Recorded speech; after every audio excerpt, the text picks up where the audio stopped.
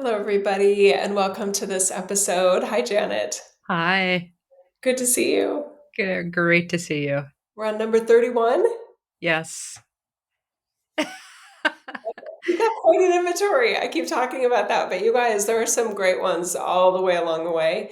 And I would just encourage somebody after you watch or listen to this one, Yeah. um, just let yourself wander through the other ones. They're not. I mean, they are getting better, I think, in a lot of ways, but the earlier ones were really good too. There's probably, I would venture to say, there's something for everyone in every podcast, every episode we've offered. Mhm. I think that's true. And it really is, I want to call it an energetic library, even if you don't even know what that means. But there's so much that gets offered, there's so much opportunity in these episodes. And we hit basically every single level: emotional, spiritual, physical. We cover all the bases, which I love. So My body's please very visit. plasmatic. It's true. We got you covered. Um, Okay, so today we have what I think will be a really good one. And it started because after Janet and I recorded number 29, I was saying, oh, there was this whole other thing I was thinking about adding, but we were getting late on time. And she and I talked for like 8 to 9 minutes longer. And she's like, oh my God. So anyway, welcome to number 31. Turning into our parents. Turning into your mother, turning into your father, turning into somebody that you're just like, okay, I love them, but instant cringe factor, right? Okay, so the story I was telling Janet, and I don't think I'm the best storyteller, so please bear with me. I will try to give a succinct version. Um, but it is sad, and I know I've had so much seemingly sadness in my life. I've had a lot of joy in my life too, recently too. But anyway, one of our cats passed. We had an elder cat that it was the sad day. Body, just really shutting down, and it was really very obvious. And my younger daughter was basically lived with Max in her room, Max the cat, for like the past several years. And the cat had been really attached to our elder child for many years of his life and his time with us. But anyway, on the way to the vet with Max, the trip to the vet, right? Georgia tells me that her best friend Emma is going to meet us at the vet. And I was like, oh, okay. And I was just driving along. But inside, I'm creating all these stories. mm, And my story to myself was Georgia doesn't want to only be there with me during this very sad time. She needs her best friend there. So from that point on the drive to the vet to being at the vet, her best friend Emma arriving, us having our alone time with Max before the practitioner comes in and does what they do. I was like, "Do you want?" I said, I was hugging and kissing Max and talking to him and stuff, and I said, "Do you want me to go wait in the waiting room?" And Georgia looked at me and said, You don't want to stay for it?" And she looked confused. So then I started to get confused. And I was like, well, I just don't want to get in the way. mm, So part of my story was that sometimes my mom, in mhm. her awesomeness, can be very involved and sort of a little bit in your space sometimes out of love, desire, amazingness, expertise, ability to help probably anybody with anything.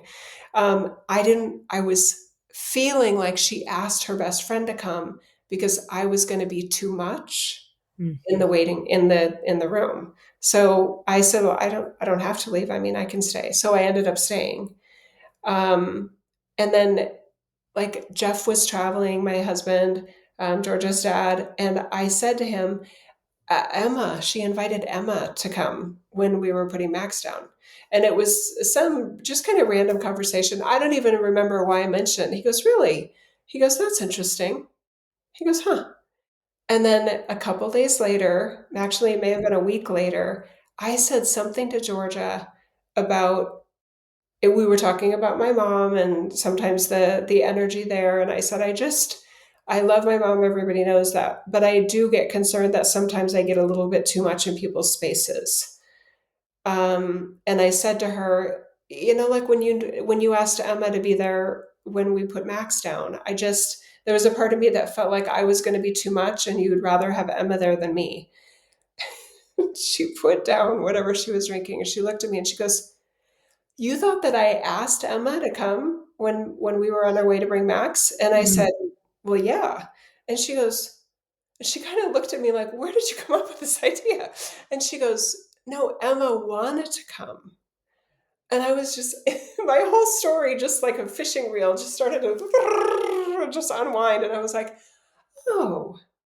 And she said, and she just kind of was waiting for an explanation. And I was like, well, I had a whole story in my head that you had asked Emma because me and you and Max there just didn't feel right to you and you wanted somebody else there. And she goes, "No." And she's like almost laughing at me. And I'm kind of laughing at myself. And I'm like, God, that's just wild. Given especially my profession and what I do, that I was so, like making up stories right and left about me. But as many practitioners with these gifts know, sometimes you can see everything else really clearly, but seeing yourself sometimes takes a little work or isn't that obvious. Some lenses are on those foggy lenses. Anyway, so she basically explained to me that Emma wanted to be there.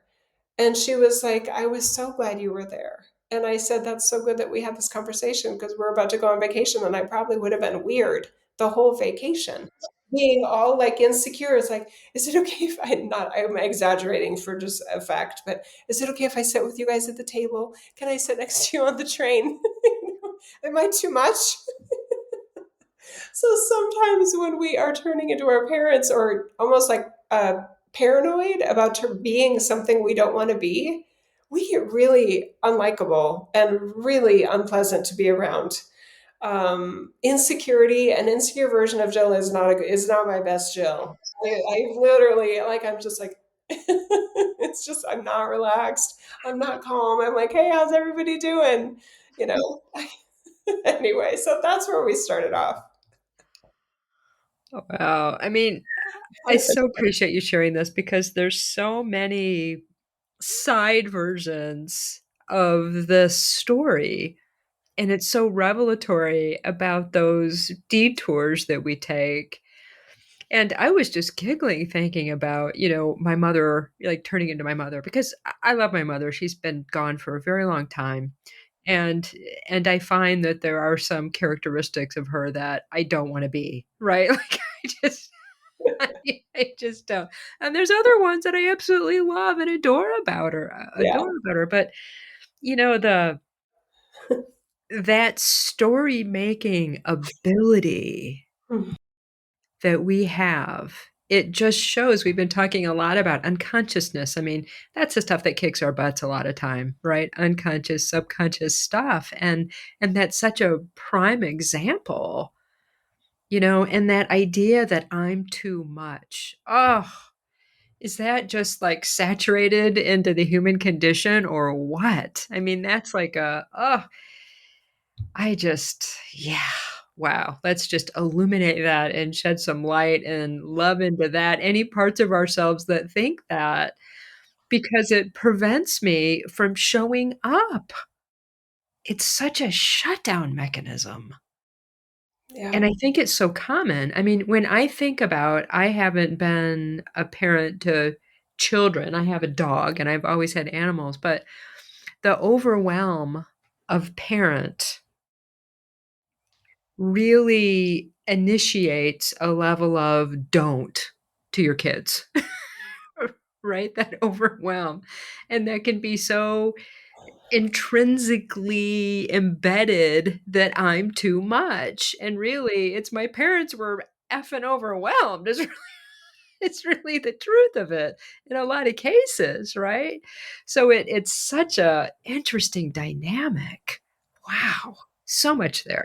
I'm also picking up that some people their concern is more that they're too little, right? Oh, So some interesting. people might be like, "Oh my God, I don't want to be too much," and some people are like, I don't want to be too little." So whatever the audience is just like, I love that we're laughing about it and just letting ourselves be very playful and warm and self-loving with ourselves and each other about it. Because to me, that's where this starts, right?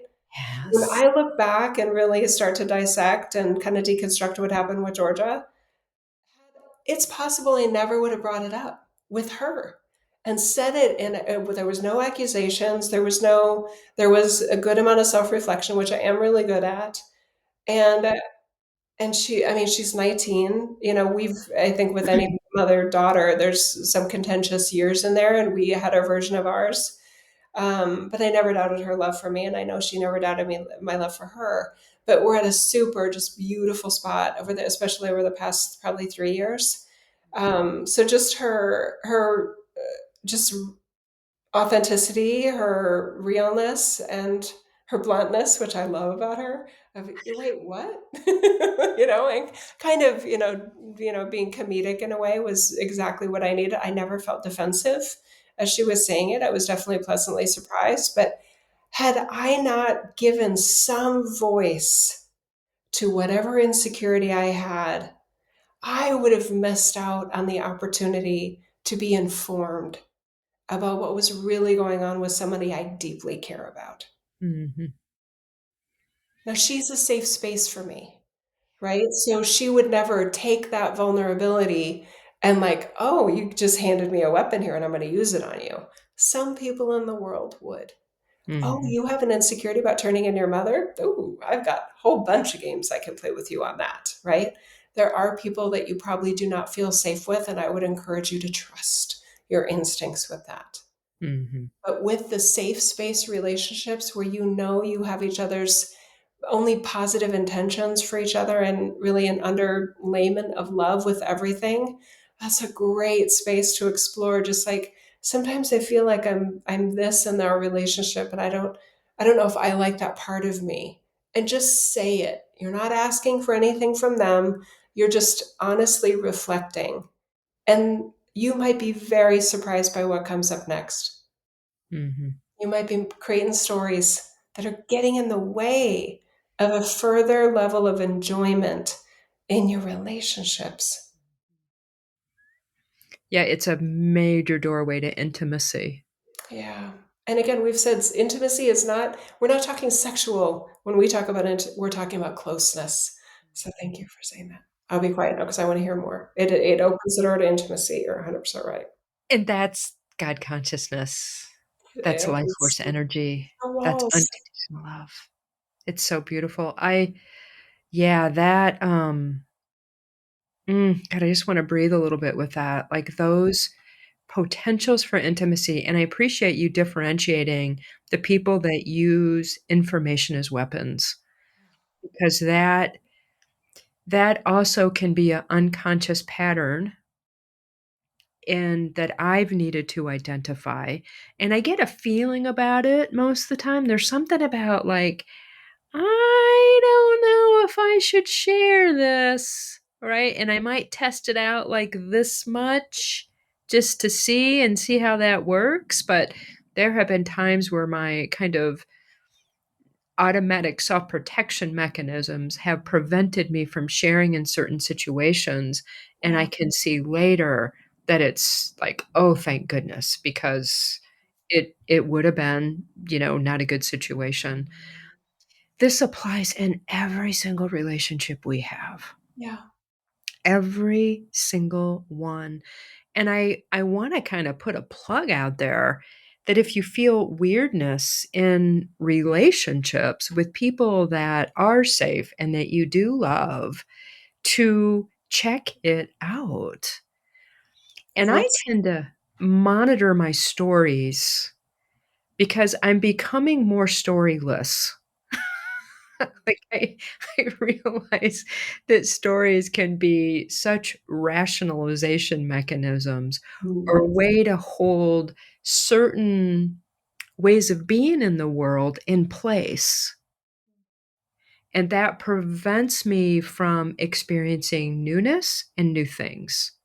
So, I'm much less story-based than I have, and I love a good story, and every time I tell a good story, the things that come out of that are different. I mean, I can hear the same story from somebody and each time I get something else out of it, right? So it's not that I'm opposed to that because it allows for us to appreciate the colorfulness Mm. and the potential for joy in our reality and even enjoying what we would call our less than likable attributes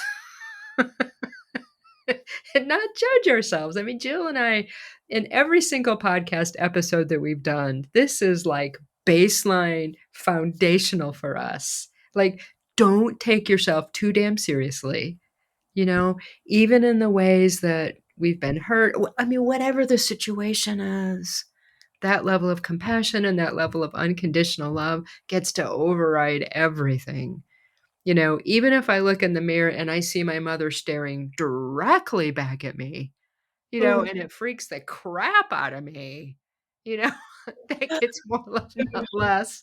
And and I get to really see what that is, you know, because we do have DNA and it's amazing to me some people like my cousin now that she's aging I've seen her, like, on Facebook, and I was like, "Oh my god, she looks exactly like my aunt." You know? And I think And this is not meant as a compliment. I'm taking it. no, it's perfectly fine, and she's Okay. beautiful, but I'm shocked because I Okay. think it's my aunt. Oh, You wow. know, and some people are their DNA and the way our physical characteristics are, we do look and this has happened multiple times, and I guess I just haven't gotten over the shock of that sometimes. And I'm just like, wow, look at that, right? And so I wonder, like, you know, do I look like my So cute. I mom? I love this because I just imagine this pattern going on there of the visual effect of, us as we age and, "Oh my god," and kind of thing. I'm not gonna say I haven't had some of that, but I mean, yeah, sometimes I look at the mirror and I'm like, "Oof." Yeah. Gotta call my person and see what I can do. No, we're just teasing, but anyway, yeah, that's so big. It's why, and it's so interesting just to reflect on the idea that any of us that are sort of like gravitating even to the name of this episode, turning into our parents, is just like, Yeah. oh my God, right? I sense that somebody that would resonate with that in a like, oh my God, me too, are very passionate about being their own one Yeah. and are really excited about the idea of maybe breaking the mold. And yes, I'm the child of these people, but I am my own person, right? And really wanting that authority and that personal freedom, which are such a common theme in our episodes of you are you, right? I'll just put a little plug in to kind of emphasize this. You guys, identical twins. They were one zygote at one point that split. That's how they're technically identical. They are still very individual. One can be very outgoing and one can be quite shy. One can be amazing, talented at music and one is, can't hold a tune, right? There's still that soulfulness that's in there. So Yeah. you have a whole bunch of different individuality and uniqueness and all these cool factors that are only you. You are not a cookie cutter of your parents. And shocker to some people, your kids aren't a cookie cutter of you either. This whole mini me thing that some parents have. And I'm just like, did you want to be just like your mom? Or did you want, as a man, did you want to be just like your dad? Because what is this spell you have on you that this little boy is just like his dad or this little girl is just like her mom? No, they're not. They might have similarities, but again, I'm always gravitating toward originality and uniqueness because I think that's freedom in that. But Yes. I think that's shocking. Oh, I'm nothing like my parents. Oh, but your kids are just like you guys. Okay, got it. Have fun. It's fascinating to just have this conversation and I was thinking about when you were sharing the things I try out or what I consider normal, I do get from my family of origin and from my experience here. And in a healthy developmental cycle, Hmm. I end up coming to choice points where I make decisions about whether I want to be that way or not. Yeah. Now, everybody's had their developmental cycle interrupted in one way, shape, or form. And some people are better at navigating that than others, right? That's okay. Let's just like accept that on some level. It's like, it's all right. It doesn't mean if you missed that developmental cycle choice point that you can't take it now. Never too late. For developmental opportunity. Yeah. Because it's, you know, as I've gone back and look at ways that I'm not living in a way that I want to live, I go back and I need to untangle some of these stories and patterns and unconscious things, and that's been an important part of me embracing and being my unique, like super cool human being here, right? Galactic and everything else, right? Like it's me, my meanness. And so that I get to make sense of too. And so that's why sometimes it's like, oh my God, am I my mom? Or, you know, for men, oh my God, am I my, you know, my dad? And even me, oh my God, am I my dad? Because those patterns, you Yeah. know, that was quite Love the model that right? And I chose between what I saw modeled, what looked better to me as a kid, right? Made lots of choices. And so I get to untangle all that and really embrace those choice points. And so sometimes the oh my God is when I'm thinking about the negative aspects of my parents. And I was like, that's completely unacceptable. And there's this idea that I'm locked in, and I was like, no effing way. and We are and not locked in. And you're correct. Because, I mean, if you really look at, if there is this feeling stuck of, oh, well, we're destined to become our parents, number one, it's not true. Yeah. There are patterns that you might pick up and, nature and or nurture that you are modeling that look a lot maybe like your parents. But the freedom of choice, the free will is always there. Developmental opportunities are always there. More reflection, more growth, getting better at that, right? I am more hyper vigilant given some of the, in my opinion, overdoing it that one of my parents does. I am more self-aware of, okay, did I just do that? Did I just kind of almost like over help or over offer, myself in my is assumed intimacy kind of with somebody I just met? My mom is classic for that, but it also is what makes her so amazing. My mom has never met a stranger ever. And I'm kind of that way too, right? But I get that sometimes it's like charming and sometimes it's like, okay, like we're at a dinner party and I don't know you. You know what I mean? Still, you're too much or whatever. Anyway, so this opportunity that we have to, again, in our theme of everything we do, reflect, be self-aware. Did you feel cringy to you in that moment? Is that accurate? Is there anyone you can ask for some feedback, again, that you trust? That's a safe space. Did I overdo it in that conversation? I felt like I was the only one talking. I mean, literally ask somebody, right? And take it in and don't get defensive. Just, it's their opinion. They might be right, they might be wrong. It's still good information for you to have if you do want to get better and not turn into the version of your parents that you don't want to turn into. Yeah. And let's just, get rid of the perfectionism that Mm, we all have stuff. We all have stuff that we like. We all have stuff that we don't like. And I know this came up in one of our earlier episodes, but DNA is changeable. You can disagree with me. Have at it. oh, I do agree. Yeah, it's starting a building blocks. It's not as rigid as we sometimes think it is. We are human. The human template is highly dynamic and highly influenced, including by ourselves. And we are getting to a place, and this is my direct experience, that we are getting to a place that our ability to affect our DNA in super positive ways. Some people have done it in negative ways. Okay, right? But I know from what I do and who I am and what I witness, we have the ability to change ourselves, our DNA, in super positive ways. And it's actually repairing damage that has been done. So if you're not open to that, consider whether you want to be. Mm, that was good. So I will challenge that. And I'd be happy to have a conversation about it too, because this would be fun for me because it's so real. It's like you couldn't tell me this isn't a pencil, right? Mechanical, right? But it's so that's how real it is for me.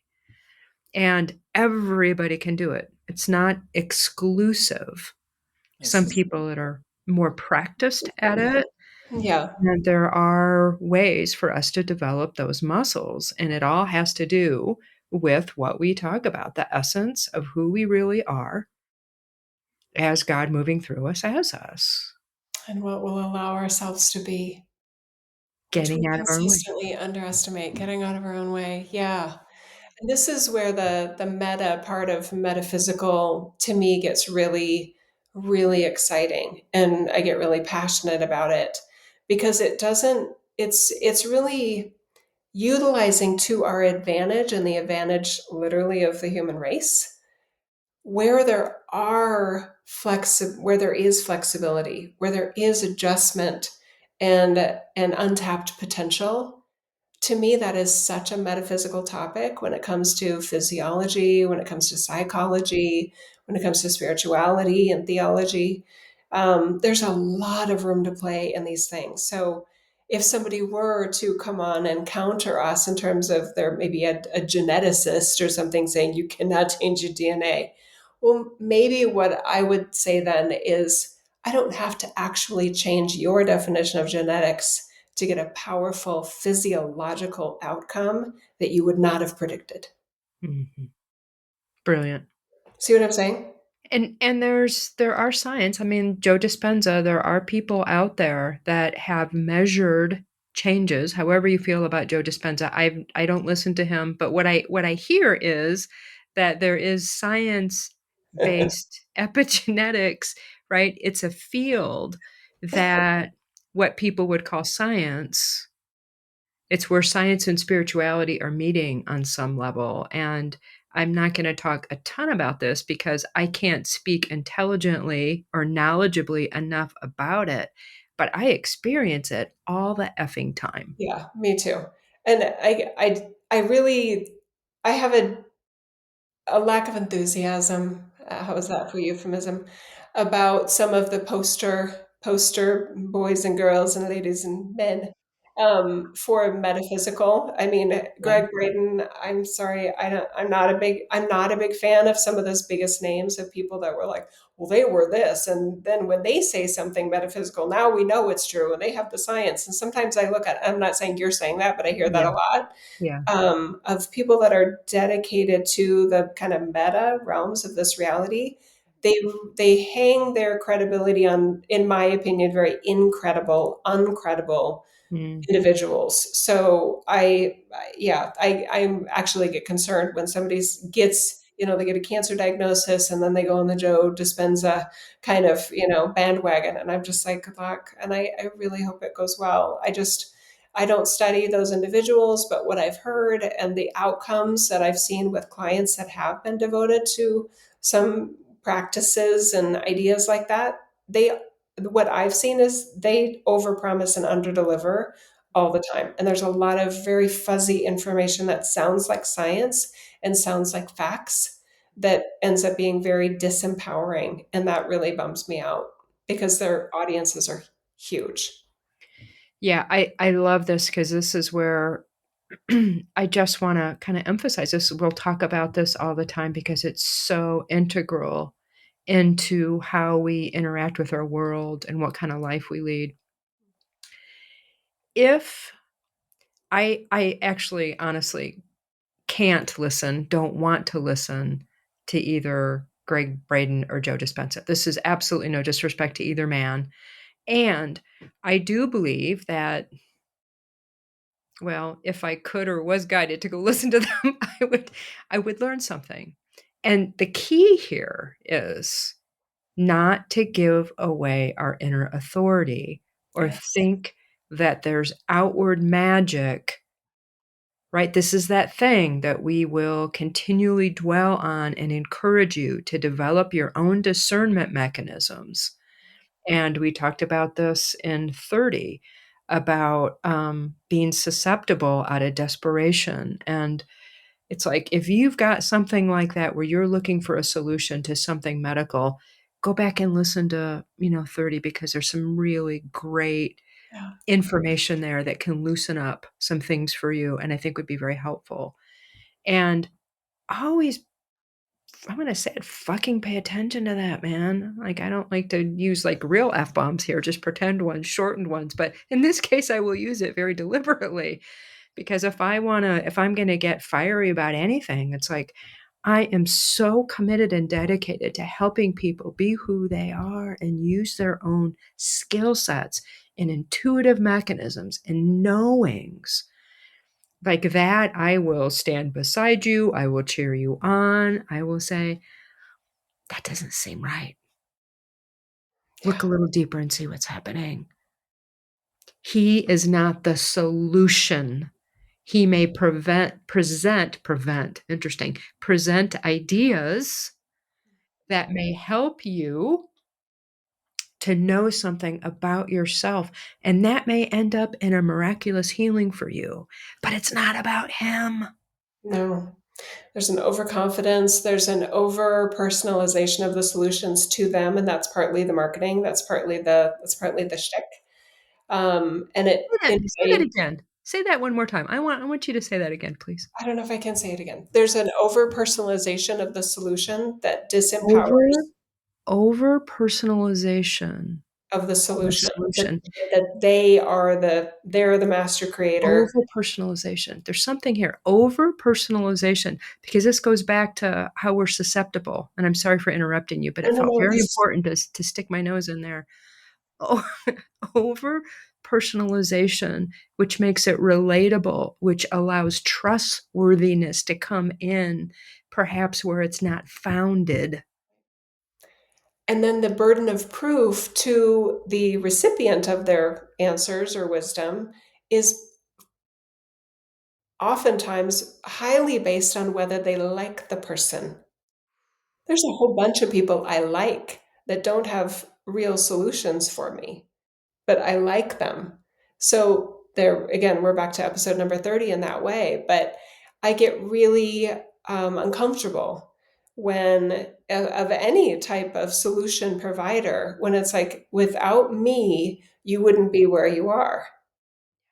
But I know we could do a really well-designed blind, double-blind study that would prove that the same thing was offered to these other people and they didn't get the results. Yeah. So then is it about that person?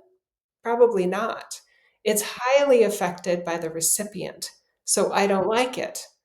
When even like the hairstylist says, yes, it's me. Well, I also have good hair. I Well, don't it think so. it You just see what I'm makes, saying? So it's yeah. it's it's both, and I don't want to leave that part out. So when I see someone very successful, it's all about them, them, them. Oh, they did this, they do that. I love them, I like them, etc. Well, where's the you in the equation? Because I know you're a huge part of it, and they're not helping you see the you part of it, and you're not interested apparently in seeing the you part of it. But this is very related to not turning into our parents too, because we're claiming our ownership. We're owning ourselves in every equation of life. It is so empowerment model based Yes. versus the alternative where there's, I mean, I'll say guru based. And, the guy might be humble or not. Like I said, I don't know that I've ever listened to him for more than a minute, if even that, either one of those men, just because that's not where I've been guided. But empowerment model. And this is another thing that Jill and I very much are like so passionate about, empowerment which is you. It's you, you, you. And it's a collaborative, co creative, relational thing whenever I have a success in interaction with somebody else. And with practitioners or people I listen to, anybody, it's like, do I feel more of me? That's such a great criteria. Or do, and I don't know, I had dinner with some friends last night. And it's so funny sometimes because I was like, I got in the car afterwards and I was like, that's weird. I feel crappy about myself, you know? And I didn't go anywhere with it, but I was like, huh, wow, I had a really good time. That's interesting. I'm gonna let that go. But empowerment, paying attention, Mhm.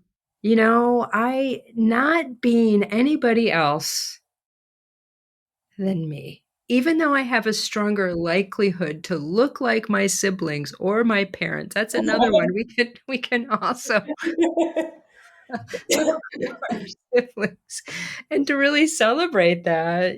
But I mean, how many people have, said, "Oh my god, you look exactly like blah blah blah blah." And I was like, "Really? How does that happen?" I don't know exactly. I haven't really looked into that, but that's not an unusual circumstance. Is Yeah. that my mannerisms? Is that my look? Is it my energetic soul signature? It could be a lot of different things. And the appearance is just one aspect of it, right? Um, Actually, this might be a parenting tip or a grandparent tip, or any of you that interact with parents. I had a huge awareness with the same child, Georgia, when she and I, we have a weird number of similarities. I mean, that's the child that when I came to their sixth grade, mileathon or whatever, and that was my first interaction meeting her teacher. And she said, "Well, I know whose mom you are." And I was like, "Oh, okay." You know what I mean? So Georgia and I kind of see it sometimes, but not as I see more of the differences than I see the similarities, but there are Mm, physical similarities and there are energetic complementary similarities as well. So in some ways, I recognized with her when she was a teenager, we are too similar and it's creating a repelling energy mm, in her. And I was, for myself, reflecting on, I had that with my mom. I love to be helpful to people. It's probably one of my favorite things. But her wanting to help me and wanting to help strangers became a huge source of just tremendous instant irritation that wasn't rational or logical, mm, right? But I was repelling it as a teenager with my mom, and I was recognizing if I don't try something different here, I am missing out on an opportunity to have a different relationship with Georgia than I have with my mom. So I intuitively knew the next time I picked her up from school to go, Georgia, I know everyone says we're similar and stuff, but we are different in a lot of ways too. And she literally kind of looked at me because I think she was probably 13, maybe 12 at the time. And she just listened. I felt like it was the first time she listened to me in months. And I said, and I just rattled, I said, think of like you are so artistic. I don't have that. You're way more patient in situations with people than I am. And I just kind of gave a whole bunch, positive and negatives. I'm better at this. You're not as good at that. You're really good at this. I'm not good at that. And I felt like it reset mm, our connected energy in a way that I was basically consciously and unconsciously letting her know, you don't have to push me away for what we're similar. I'm gonna take the energy out of that rope. I'm mhm, not going to pull on it my way, and I'm not going to continuously talk about how we're the same. It changed our relationship. And I had to do the same thing with my husband. When I would hear him say, "Well, you're just like your mom," or "You guys are exactly the same," I literally said, "I need to talk to you for a minute." I pulled him in the other room and I said, this is a hypothesis I have. I probably use those exact nerdy, sciencey words. And he goes, "Ooh." got it because he's been with me in my mom's relationship since I was 17 years old. That's how long I've known Jeff, and I'm 55 now. We go way back. So Yeah. he knows that tension and that push pull and a bit of that still repelling kind of energy. I feel like, oh my God, I don't want to be that. You know what I mean? Even though my mom is really nothing but lovable and even likable in a lot of ways, from a daughter or a child's perspective, it reads different. So then he stopped playing that card with me and Georgia. And our relationship, it wasn't instant closeness, but it got more neutral than negative. And it did change the nature of our relationship. Wow, that is a significant It's big, right? addition there. It worked. I think about it from because I've got my own. I'm just kind of like looking back with my own relationship with my mother, and then I think about it in terms of Georgia, and there's almost like a powerlessness from that teenage perspective God. that I have to be this and that I'm getting put in a box. And that, especially when your hormones are acting up and starting to engage, Mm, that's torturous. It so doesn't allow for a level of individualism yeah. that's crucial and that part of somebody's developmental cycle. And that is wow. So anybody that has kids, just think about that for a moment. Or are a supportive, nurturing figure that is parent like, right? I mean, teachers, aunties, uncles, all of us have the opportunity to be kind of an older and hopefully wiser nurturing force in another person. And sometimes these dynamics play out. So it's not just for parents, but as you were mentioning that part, Janet, it also reminded me that I think subconsciously, or maybe as an inner child level, there was a version of competitiveness that I felt with my mom. It's like, well, you're such a effing good helper. I mean, you help strangers. You figured out how this guy's lawnmower can get fixed, and you're just sitting in the hairstylist chair and you're fixing everybody's problems. They don't even know them, and they don't know you. They're like, yes, Pat, that would be great. I'm like, God, it may have been received by me as, well, how am I going to be helpful in the world? She's way better at this. I'll never be like that. And I don't know if I want to be like that, helping strangers. And that kind of like, they didn't even ask you, mom, you know? Um, nobody asked you, you know what I mean? But it could have been a sign for me of I feel stuck because I want to be the helper, and I don't know how to do that my way when you're this bright, shiny light of that, Mhm. right? So I figured it out, and I was able to retell my story of what she was. My mom was not an annoying busybody. She is a deeply caring angel on earth. I didn't see that till I was in my 20s. Yeah. And then I softened and I was like, oh my God, she's beautiful. Mhm. Yeah. So I retold my story and it Mhm. helped my relationship with her. And yes, it still annoys me sometimes, but I let my heart soften. But some of us never do that with our parents, and some of us are really missing out on opportunities with our children or other younger humans that we can assist and cheer on and support and guide. Mhm. That honors them, that gives them and supports them and inspires their individuality. Well, your mom's really good at this, your dad's what do you feel like you want to be great at? What's your version of that? Because sometimes we don't see it for ourselves. Mhm. Yeah.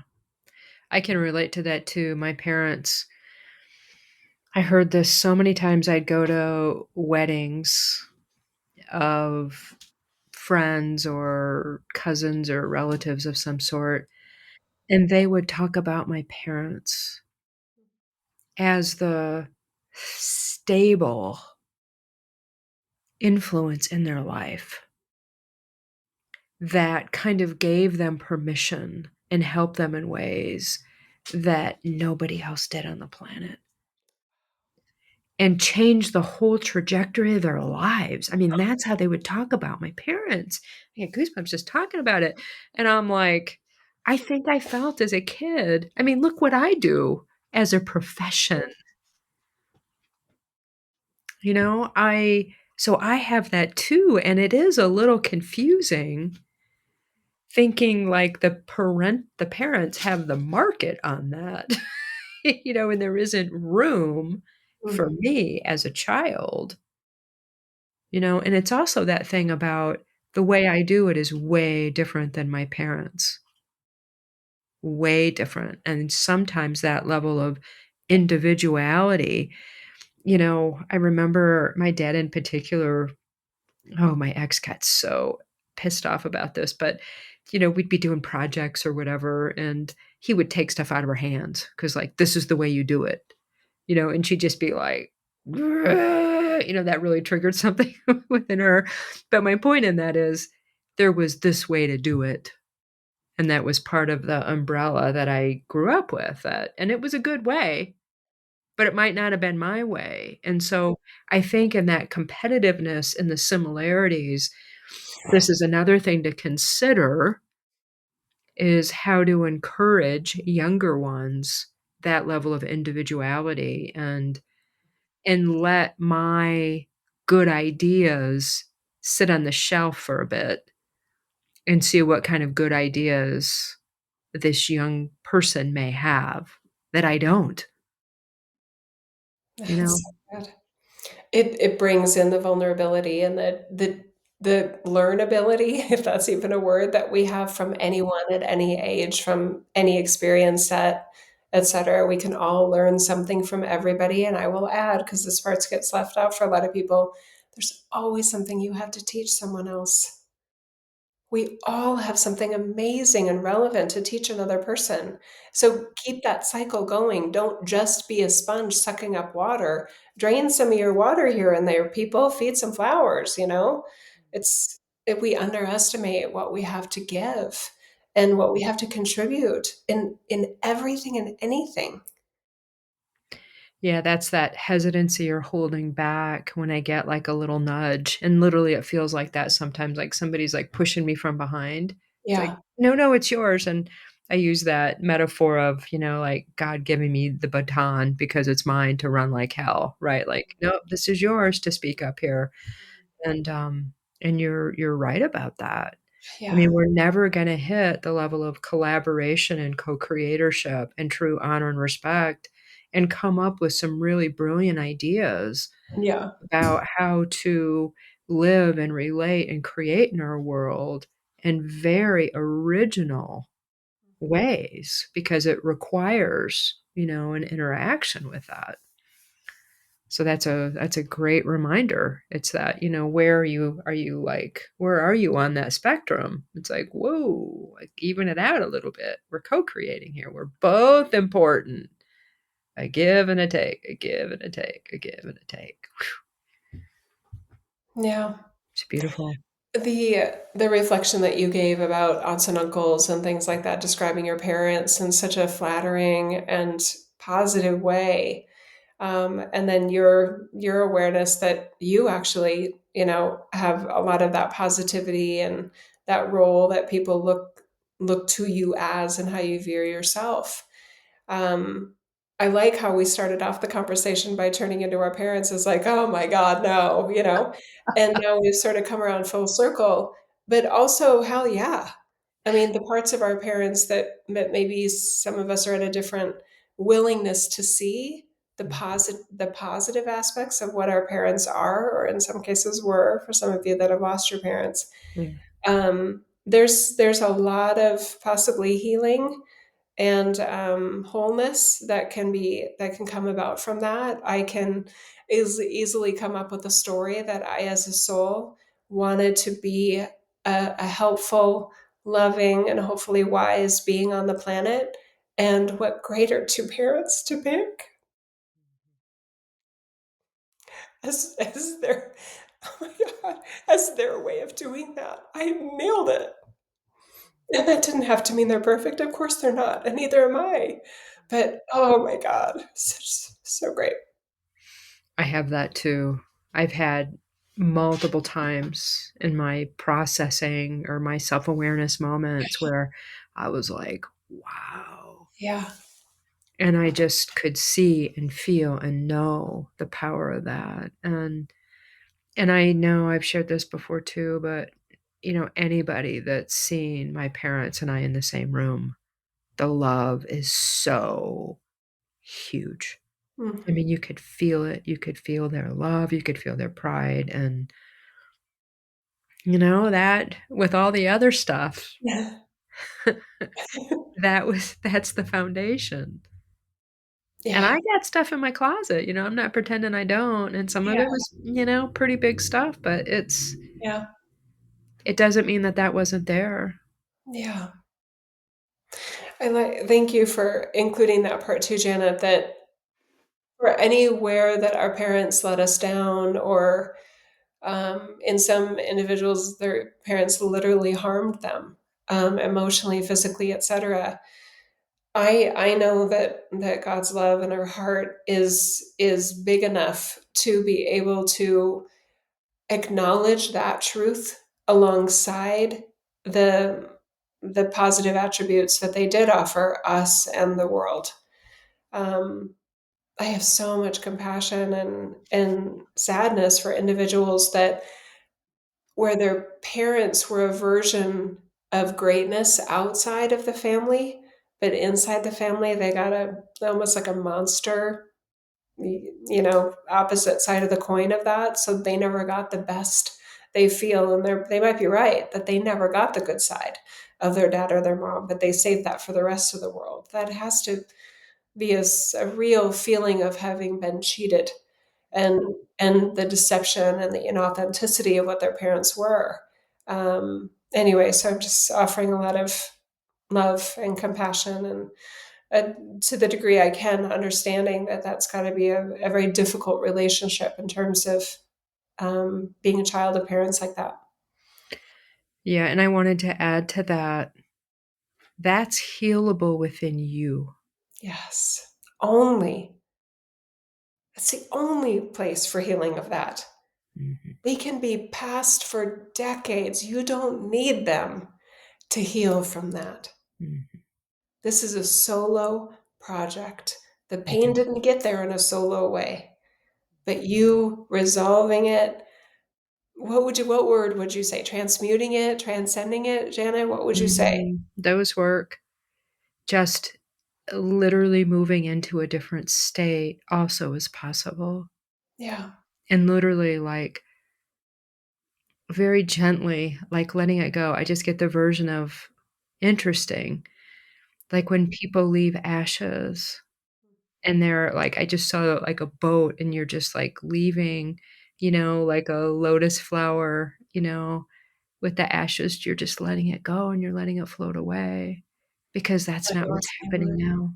It's not yours anymore. It's not in your present. It doesn't have to be part of your present. Let it be behind you.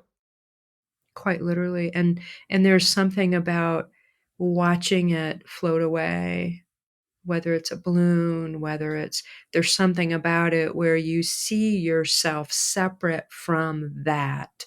Mm. It's very powerful where you are autonomous and sovereign, and your love is so big that anything is transmutable and changeable. That's huge.